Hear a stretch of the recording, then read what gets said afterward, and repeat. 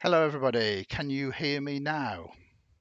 I think you probably can because my display is indicating that you can. Well, something is going through now. Thank you very much, OBS Streamlabs. It seems that you decided to change all of the um, settings. Stuart is still saying nothing. Now it's coming through, you see. That's good. It's just a ploy really to get everybody chatting in chat, you see, and it's worked. You missed my fantastic entry. First and foremost, I want to say hello. It's Andy from Twisted Narrative, and we have Ian here as well. Do you want to say a quick hi, Ian? Hi everyone, nice to Uh, meet you all. Well, I know a few of you already, so For those of you who can't lip read, what I was basically saying is tonight we are going to talk about my favoritist subject in the world, which is me. Ian very kindly volunteered, it was Ian's idea to interview me. Um, I mean, genuinely, I was a bit kind of, oh, you think people might be interested in that? But we're going to do it anyway, and we're going to see what happens. Um, so, but first, before we move on to that, I want to keep the anticipation there for a moment. We're going to talk about games, last night's game, tonight's game, and tomorrow, well, the weekend's games, really.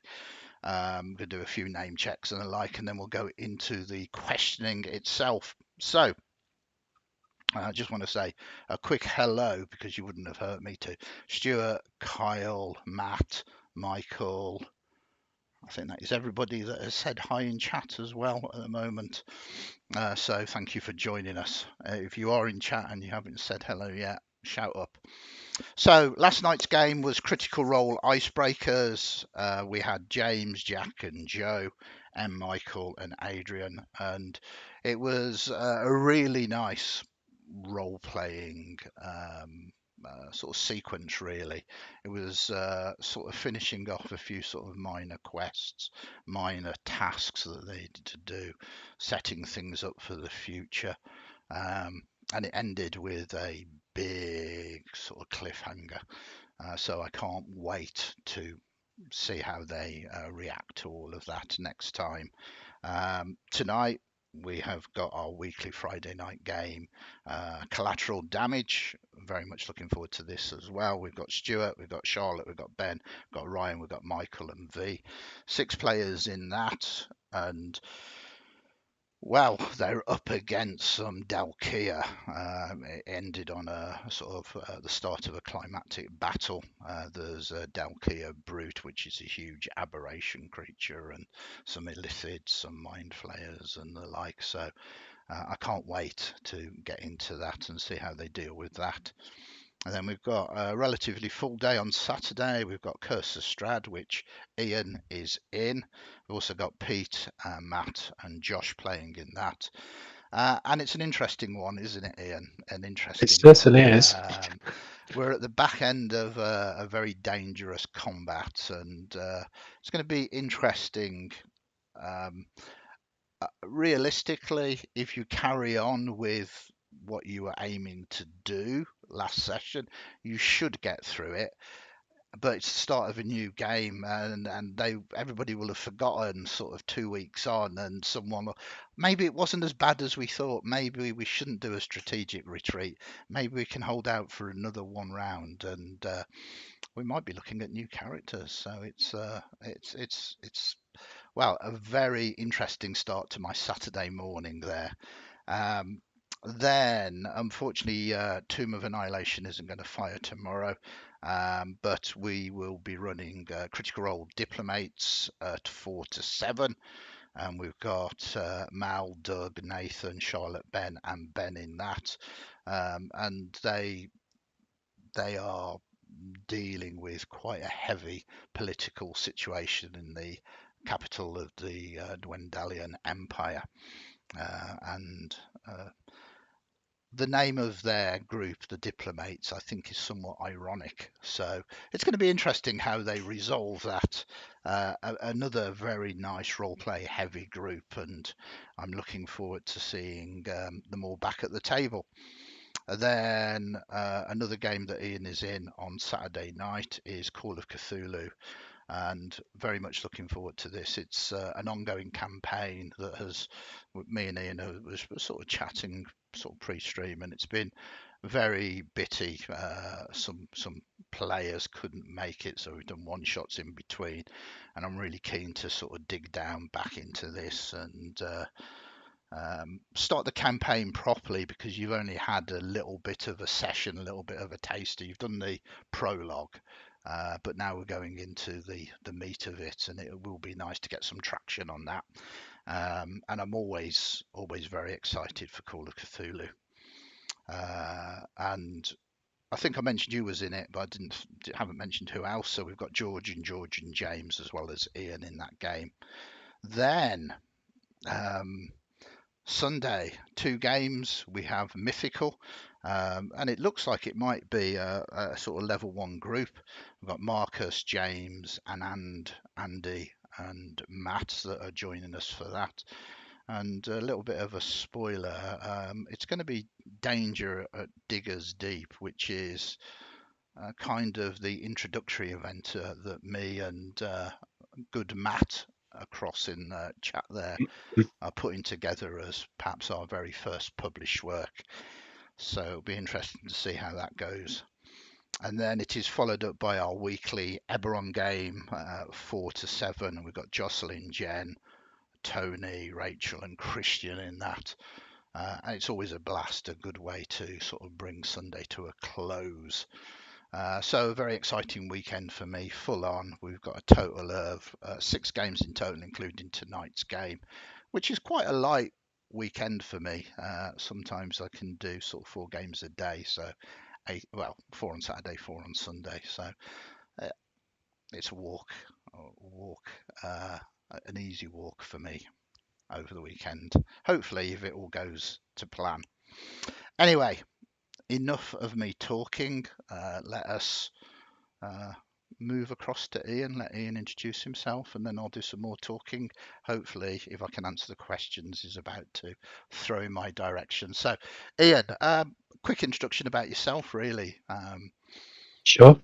So, I'm Ian. I've been a part of the Twisted Narrative family, and I call it a family because I definitely feel that's the way it is through the Discord server and the games we play in. Since 2020, when I came back to the hobby, I originally started kind of playing role-playing games. I think my first kind of step into things was, and it's funny, you mentioned them on stream the other day, which was Lone Wolf books, fighting fantasy books, even like the really old Choose Your Own Adventure books. That kind of got me in, and huge fan of Steve Jackson, Ian Livingstone, and coming from Nottingham, you know, the whole Games Workshop tie. I mean, I've told stories before to some of the people in about how I lived in Nuttall as a kid in Nottingham, just down the road from Eastwood, which is where Games Workshop started, and we used to go skip diving to go and get free miniatures out of the skips with all the flash on and stuff. So yeah, it's all miniatures, not quite Games Workshop. No, Citadel miniatures, exactly. Yeah, back then. Yes, I know where Games Workshop really started. You see, 'cause Yeah, I am really old. yeah, really book on to that. Yeah. But yeah, so I played a few of Andy's games. I think I'm a bit of a glutton for punishment. I certainly play in 2 of his tougher games, I think, with Curse of Strahd and Call of Cthulhu. So absolutely. And you're also an expert, probably self-taught expert on Fantasy Grounds Unity as well. You certainly very generously giving me hints and tips all of the time and helping out our players with the neat little programming and stuff. Yeah, I think the first game I started playing when I joined you was actually a Pathfinder 2e edition game, which then moved into Curse of Strahd because it stopped firing. Yeah. And that was the first time I'd played on a virtual tabletop at all. And that was Fantasy Grounds. And I was like, well, if I'm going to be playing on this, I'm one of those people that just dives in. So I thought, let's dive in and figure out how to use it. And then about 3 months later, I started running it for a group of my friends that had never role played before, and then I needed to make things easier for myself, so I really invested in a lot of Yeah, extensions. I'm a lazy DM, so yeah, I've gone down that route. nothing wrong with that. And I say I appreciate the heads up with all of the tech because I hadn't started using virtual tabletops till lockdown either, so it was a big learning curve for me. Anyway, I'm sidelining this by asking you more and more questions. You see what You I'm are, you doing are. here? I'm doing a I absolutely do, yeah, and I just want to be really very clear that yeah, this was my idea. This isn't some swerve that Andy's trying to pull. I came to him and said, I think it'd be a really good idea if your audience got to know you a little bit better, and let's use this opportunity to do that. You've got a ton of experience. I think it'd be really good for you to talk around that. And if you're up for it, let me ask you a few questions so people can get to know you a bit better. So that's why we're doing this today. This isn't some marketing ploy on Andy's behalf. He really would quite happily do without it if he's honest. But we're gonna go for it. So because I'm interested as well. Right?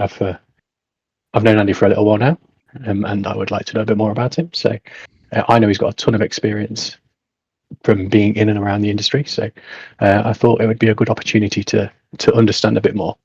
So I suppose the first question is: you live in Nottingham now, but this isn't where you grew up, right? So where did you grow up as a kid? I think the majority of people can still get that twang of accent from me.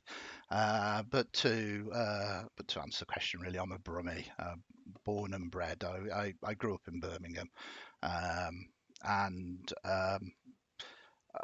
I've still got huge fond memories of it. And in many ways, if I hadn't grew up in Birmingham, I might not be as associated with the industry as it is now. And I say that because it was a big city, but it was one of the cities that had shops. The city centre had shops in those very early days, so you didn't have to go, oh, where I'm going to get this? Do I get it from mail order, or Mhm, do I have to, get a train or get my parents to drive me mhm. to a shop? So yeah, originally from Birmingham, and I'm very proud of that. I say I've got huge fond memories of growing up there. Um, So what area of Birmingham, Andy? Because there's a big Tolkien connection oh, well, to yeah. Birmingham, right? I mean, if uh, I find Tolkien's writings a little hard going, Mhm, we could maybe come on to that in a while. But I sort of grew up sort of in a place called Hall Green, which if people are familiar with Birmingham, they'll know it. Um, Originally from Kings Heath, born in Selly Oak Hospital. I'm not going to tell you my PIN number though. okay. Any Um, pets? yes, lots of pets. But I say it was great growing up there. I was very lucky in the fact that I went to a good secondary school. It was Moseley, and Yep. um, it was very good for a number of ways. Educational, it was good because it was a comprehensive school, but it is an ex-grammar school, so it had all of the expertise of the grammar school teachers there. But it was also multicultural, being in Moseley, Mhm, and I mean that is especially growing up in going to school in the 70s. It was really great. You had friends from that were just Brummies, and I like to, mhm, but they, their origins and their family's origins were wide and broad, and it was a melting pot of different cultures, which was fantastic. It was very cool growing up in a sort of multicultural sort of environment like that, and I've sort of carried that with me throughout the whole of my life, and Mhm. I'm very grateful to sort of that. Um, but I mean, it wasn't. I mean, there was a chemistry teacher there, and perhaps we'll come on to that in a minute. That was a big gamer, Mhm. and I didn't realise that till I accidentally bumped into him in the gaming shop, which I Mhm. think was initially very awkward for him, not so awkward for me. Um, and this is really sort of early on.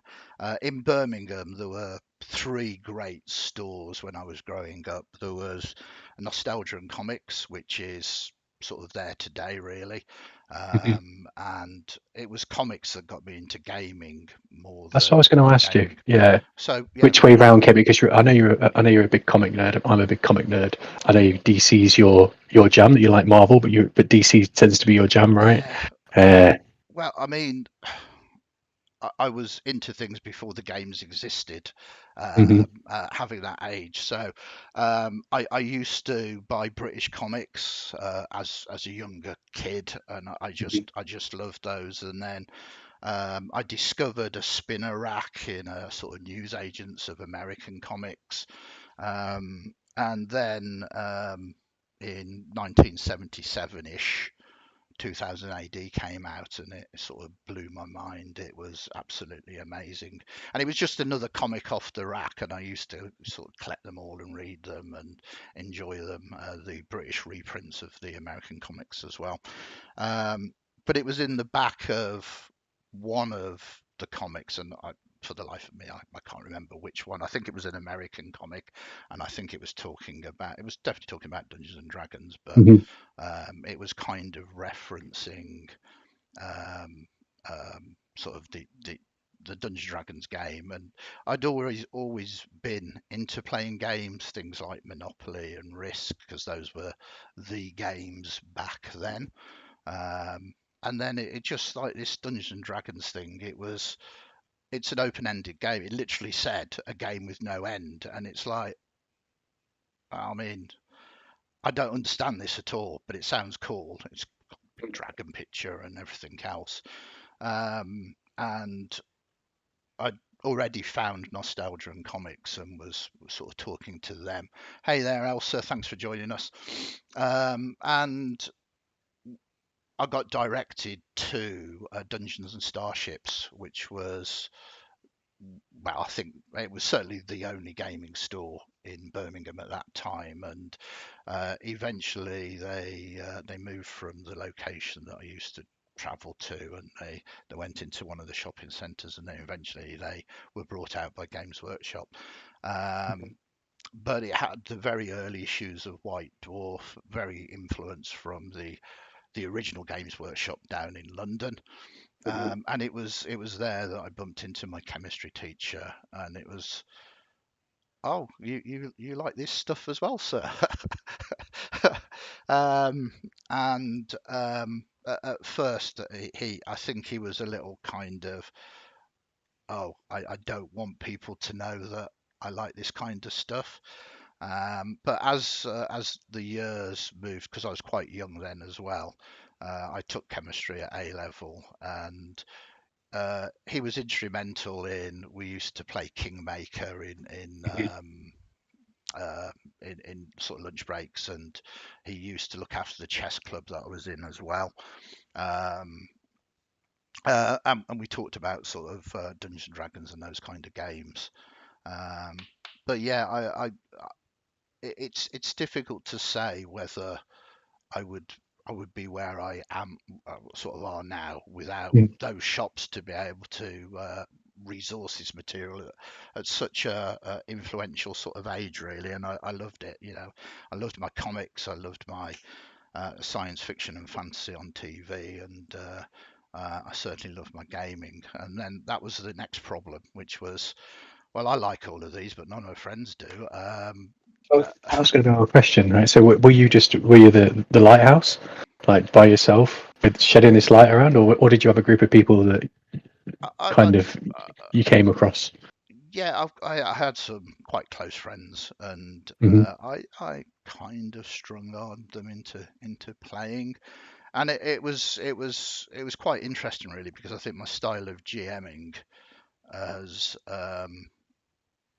developed from that early age, because I had to make it entertaining for them, because I knew that if I just started killing them, as you hear these horror stories about gems back in the day, just going, oh, you're all dead, ha ha.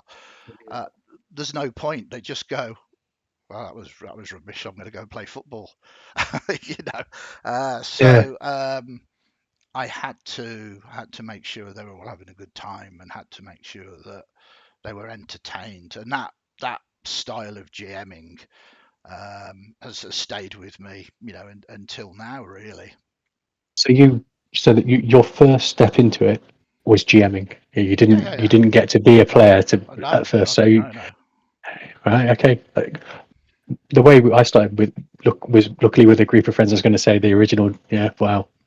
Yeah, And yeah, yeah, we shared the load. So we had our own world yeah, that we played in, but we would rotate around. So everybody would take a shot at being a GM, and that was a great way of doing it because the same reason, right? You wanted to make sure that everybody was having a great time. You yeah. didn't want to kill your friends because That's you knew right. if they did, the likelihood would then kill you back, Yeah, right? yeah, So yeah. No, no, yeah. absolutely.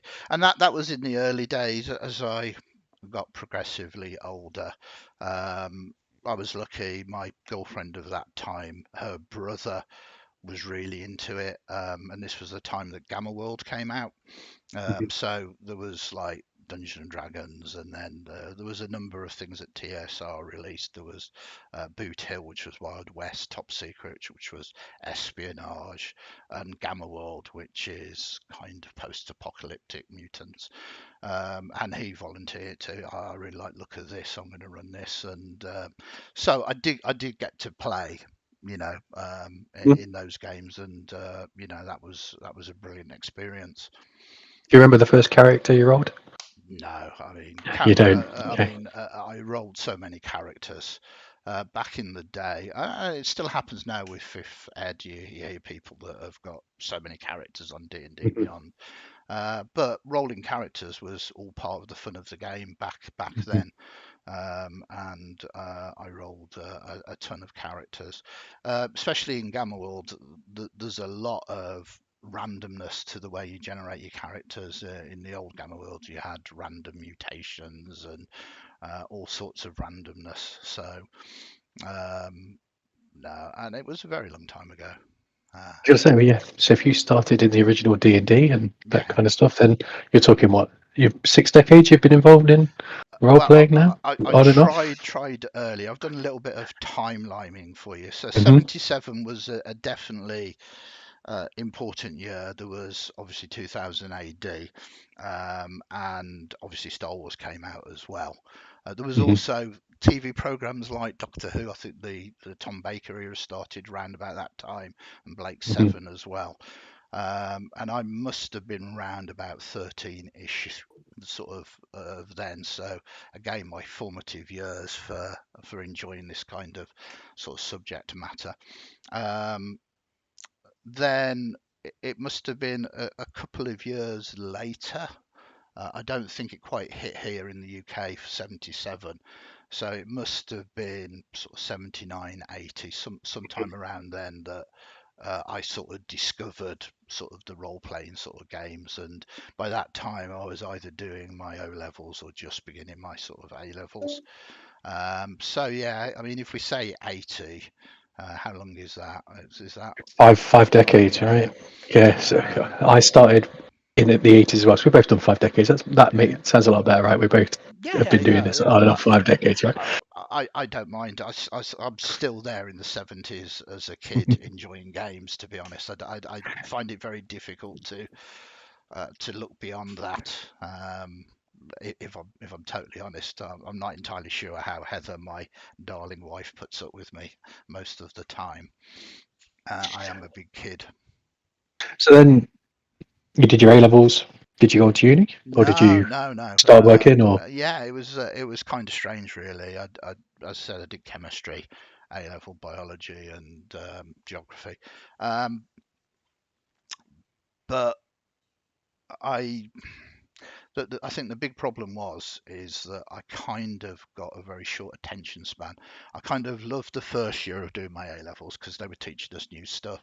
The Mm. second year was right. We're going to go over everything again, and I just didn't like it. My attention span had drifted, and of course I was really into my comics and my games, so I had to fund that somehow. And I did it through working. So I had a sort of part-time job with Waitrose, in fact, um, and that was a great company to work with.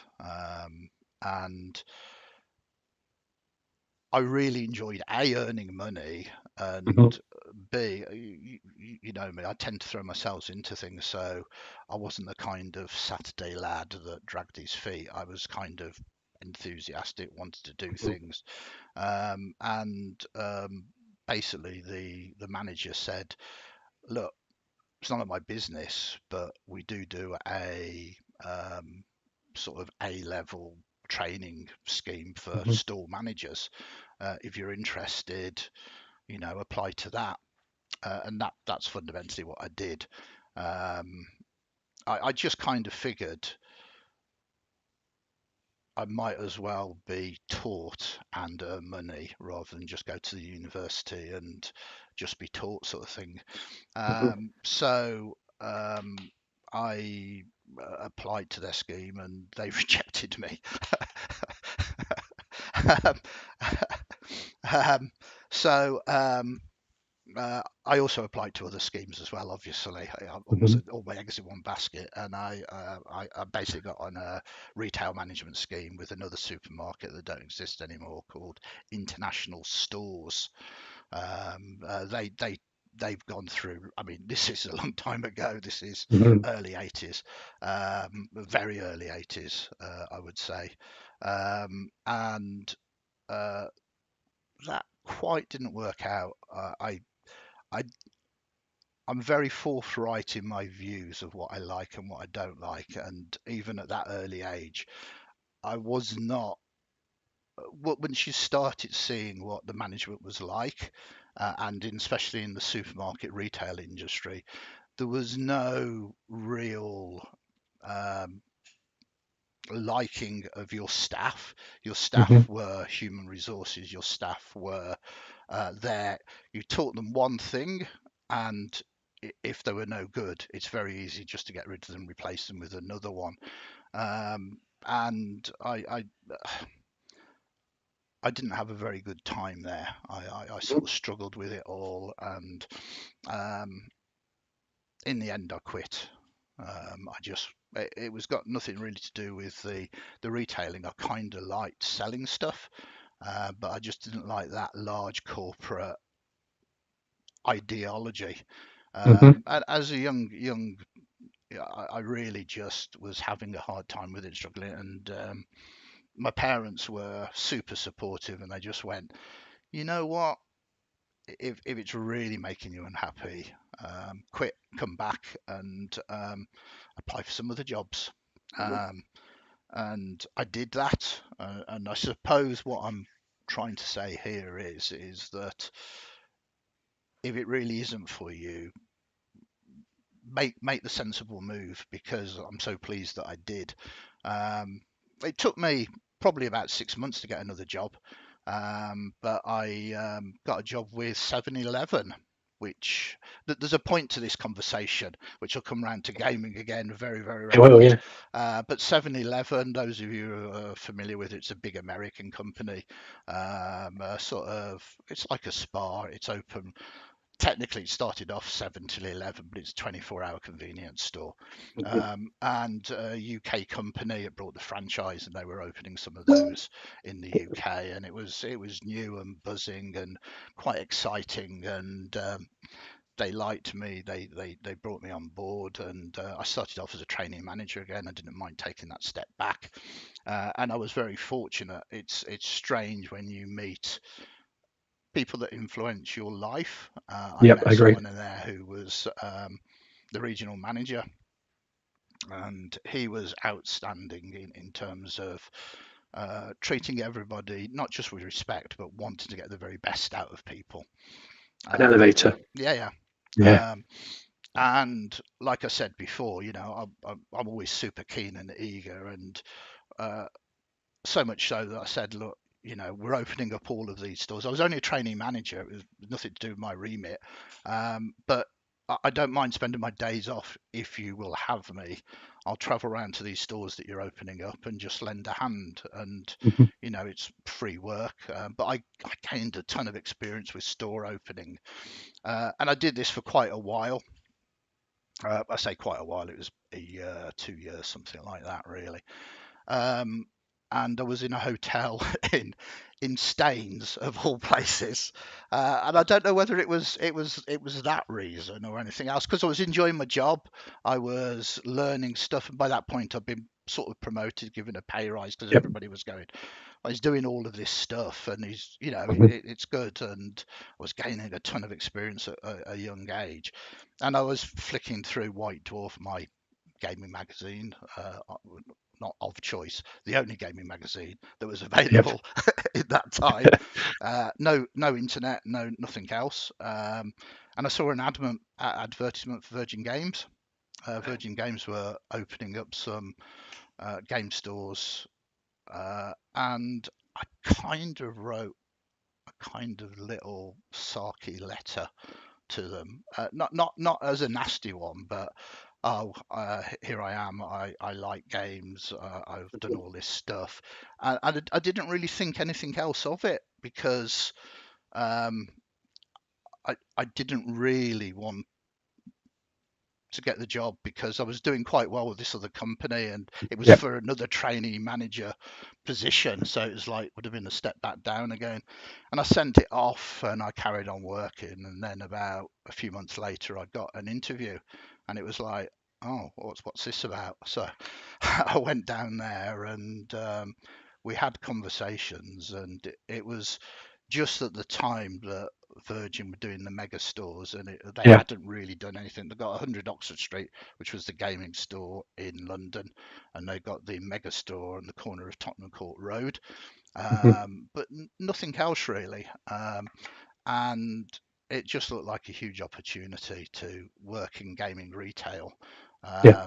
And bearing in mind, this was the time of the Commodore 64.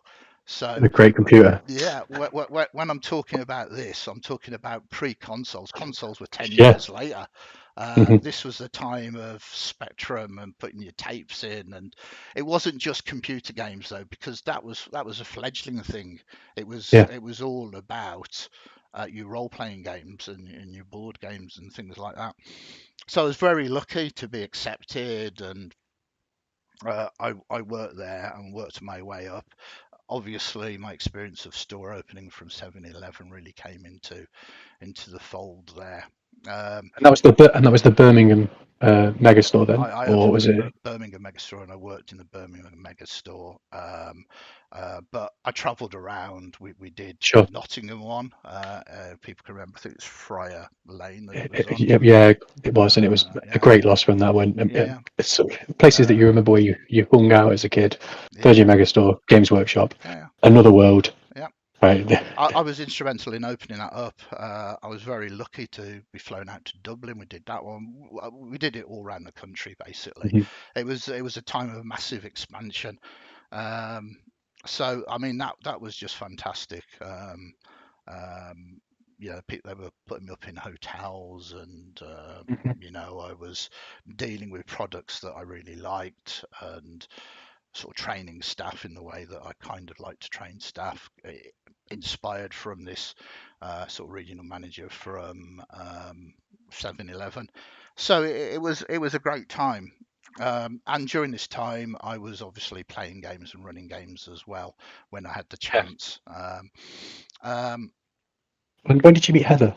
uh, uh, um, Sort of 99, I think. So it was a long time after all of this. Yeah. Had you moved to Nottingham at the time, or Oh, this was that was this right? was pre. This was many years before I met Uh, met Heather. uh, Um, Although it's very strange, because Heather has worked in the gaming industry as well. okay. She was instrumental in working with the guys that developed Flintlock, which is a miniatures game. So she knows an awful lot of people that I kind of knew, but we didn't know each other, and Sure. we've sort of circled round for a very long time before we actually sort of met each other.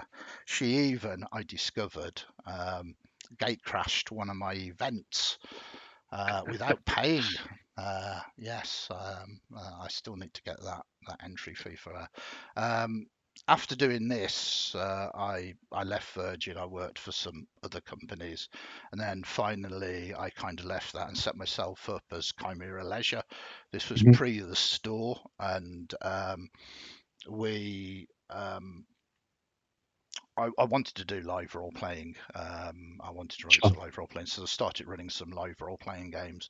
And at the very last UK sort of Gen Con, we ran something called Flesh and Metal, which was basically we had the auditorium with the sound deck and stuff like that, and we turned Mhm. it into a nightclub, a sort of cyberpunk Wow. nightclub.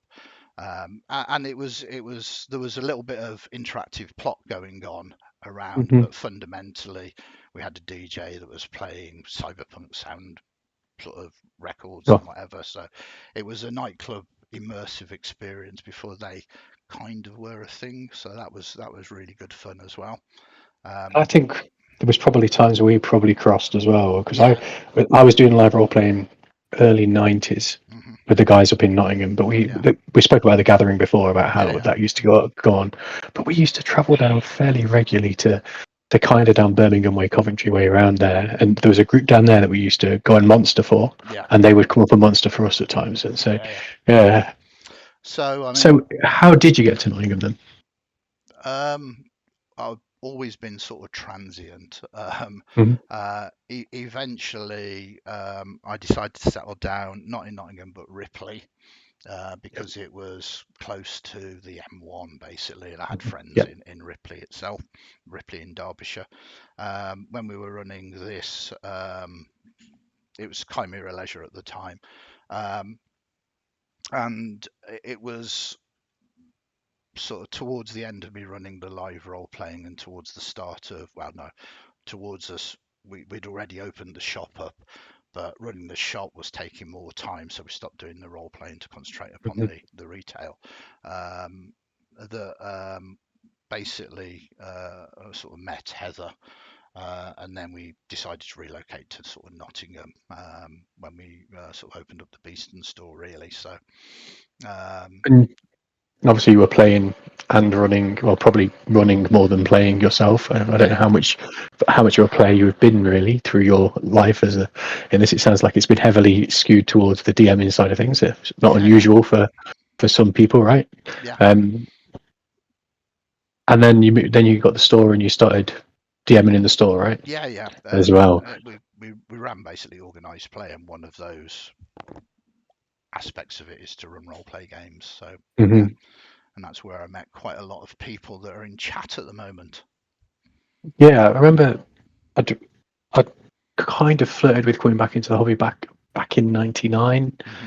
1999, back in 2019, before it all kind of changed, right?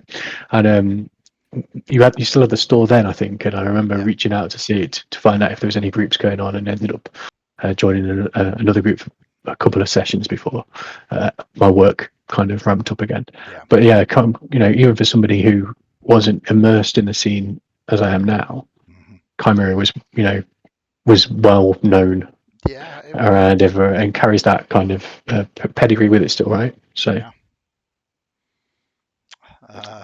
Uh, Stuart has said, "Is your live game on the 28th your first time being a player?" No, as I said, I have played. There was a time um, where I had a very good set of friends. This was up in Leeds, the early days of Travelling Man, which is another very influential store. They've got stores all up and down. They're involved in Thought Bubble, and I knew the owner fairly well at the time, Nabil. Um, and Yeah, there was quite a large group of us that did spend a lot of time. It was almost like a student house where people did take on the role of being a gem or a storyteller. It was during those very sort of heady days of lots of different systems coming out. Gotcha. Yeah, it was Eight. yeah, it was Yeah. great, kind of, sort of Vampire and Shadowrun and so many, just to Mhm. sort of, and we were all into role playing, and we all sort of role played. So I've been a player a fair amount, and I just love gaming, so I don't really have a preference. Obviously, it's my job, so I have to I have to run games to pay the bills. Um, I mean, I suppose that would be the dream, really, is being a player, and that pays your bills. Um, Substantially less prep. Um, Do that with it now, right? yeah, yeah, yeah. Did you ever think that would be a career for people to be a player? I mean, the way the world's changed in that respect, you see these, they're not really Yeah, players, they're actors, right? That's the yeah, yeah, yeah, reality of the yeah, yeah. situation. But The market has completely changed. I mean, back in uh, the day when I was running live role play, we were charging for it, yep, um, and you could never then believe people would pay for a service around a table instead. You were providing costumes, you were providing yep. a sort of venue, sometimes food and drink.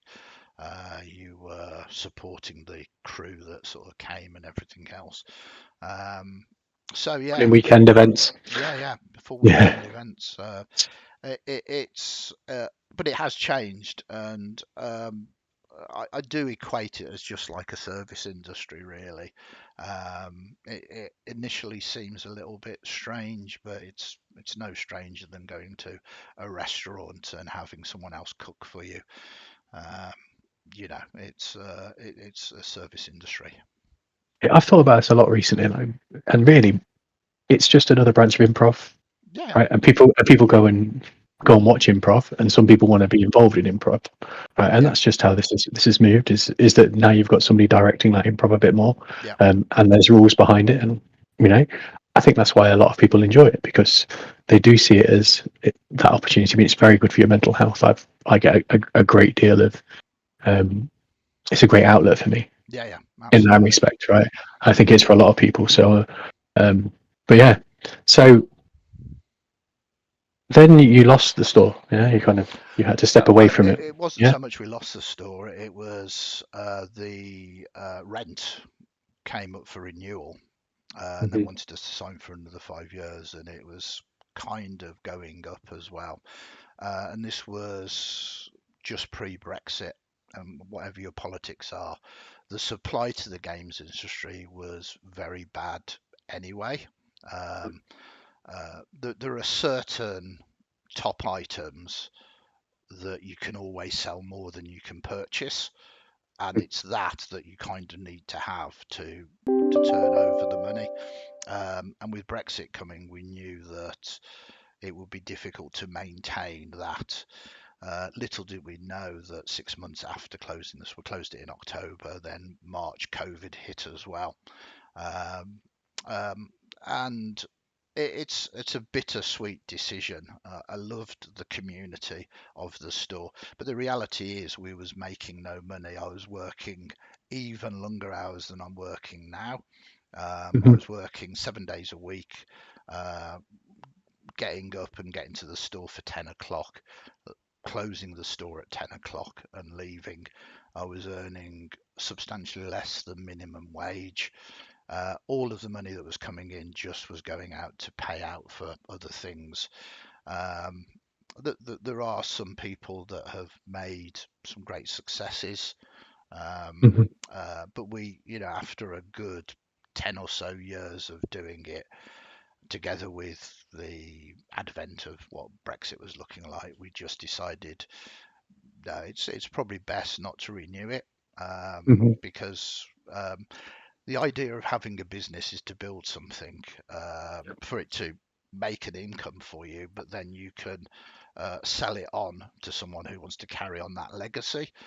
Yep. Um, and to be honest, I wouldn't sit right. Somebody could certainly wanted to have purchased Chimera as a brand, as a community and everything, but I wouldn't feel right in going, give me some money for this, but you are going to have to work 7 days a week and not Hmm. earn any kind of money. And I couldn't see that it was going to grow in that sort of Brexit environment. And this wasn't just me. This was conversations, obviously, we had with Heather.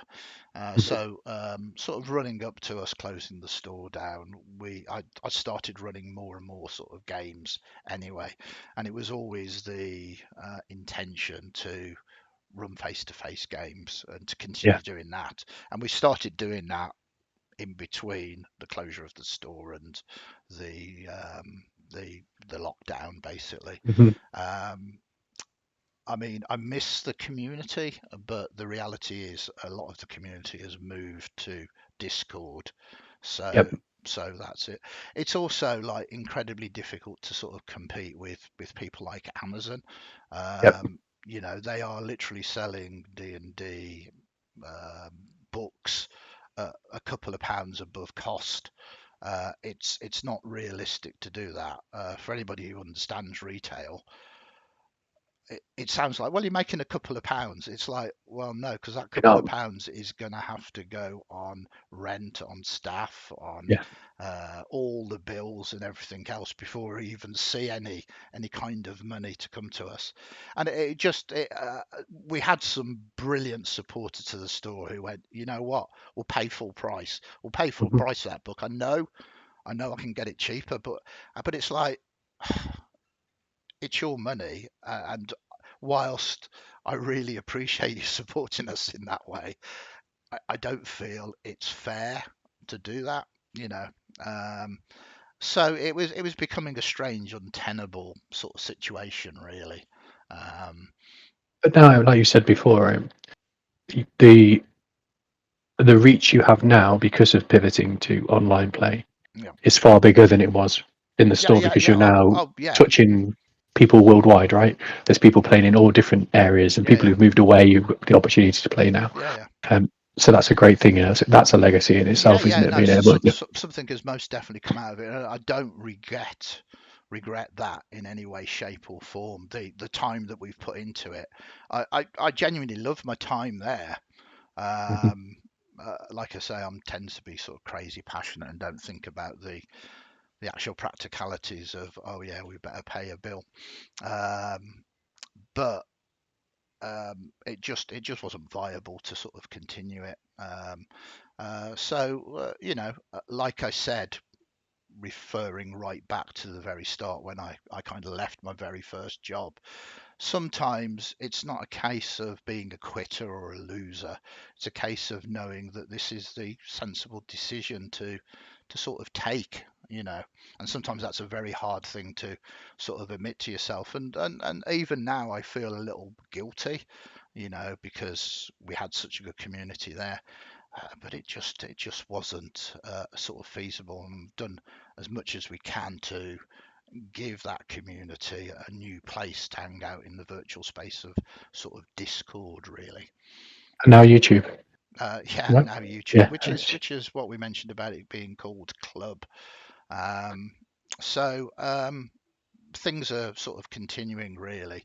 I mean, the company is still technically Chimera Leisure, Hmm. but we kind of wanted to sort of rebrand it somewhat. So this is why we came up with the name sort of Twisted Narrative, but everything still goes through that legacy of Chimera that's seen a number of iterations. It was a Oh, live role playing company, it was a retail company, and now it's sort of online tabletop RPG. polymorphed.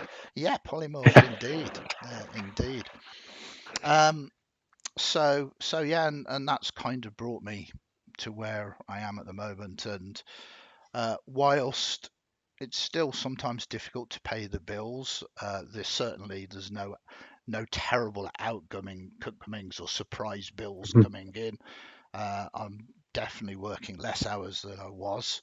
I'm enjoying every moment of it, so it was most definitely the right move, and I'm very happy with it. And we've got a wonderful community of We definitely have. yeah, absolutely 100%. So that kind of brings you up to date with where I started, going through some of my quite boring tale of my life, but to where we are now.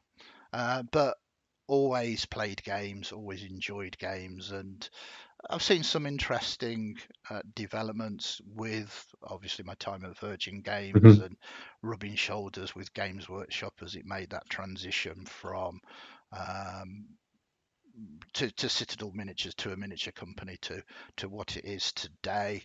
Um, Through all of TSR, through Wizards of the Coast taking it over, Mhm. and yeah, it's been interesting, and who knows what is going to happen over the next 50 years. I think Well, something quite exciting, really. I really do. I think I think I'm in agreement with you. I think we're about to see something happen in role playing we saw in other industries a few years ago, mhm, right? And that is the grassroots rising up, right? If you think about what's happened in music, if you think about what's happened with creators online when it yeah, comes to YouTube channels and the stuff, there's now this massive opportunity through the likes of Patreon or Kickstarter or anything to absolutely. really push things out there. And I think we're coming to a renaissance. Yeah, I really do. no, I genuinely think it's creator control. We've seen it, like you say, in music. We've seen it in comics, and it's when people who have got a vision get the idea to get that vision out there without it being stymied by um, people that want to make money from that don't actually know what they're talking about in the first place. Yep. So it's an exciting time, absolutely, and I hope I see the next 50 years of it. Uh, but we will see. I'll still be running, whether I'm in an old person's home or not. I will be there doing it. We are reaching that time where I need Yep. to go and actually run a game. So um, I would say any final questions, but if you do, save them, and maybe we'll do this again another time. Yeah, absolutely. Um, Absolutely. Thanks for taking the time to have a chat about yourself. it's I genuinely hope I haven't bored you to tears, Not at you all. and chat and everybody else on catch up. So for now, because I really do need to dash and go and do some collateral damage, a big thank you to Ian for the questions and getting that information out of me. Big thanks to everybody in chat, and thanks for watching on catch up as well. If you've liked what you see, like it, and don't forget to give us a subscription if we want to grow this channel. Um, we Down need there those, somewhere, I yeah, think. we need those likes and we need those subscribes to grow this. But thank you very much. Thank you, Kyle. Thank you, Elsa. Um, we will catch you all, if not in a game over the weekend. 6 o'clock on Monday night is when we return. For now, bye from me. Bye from me.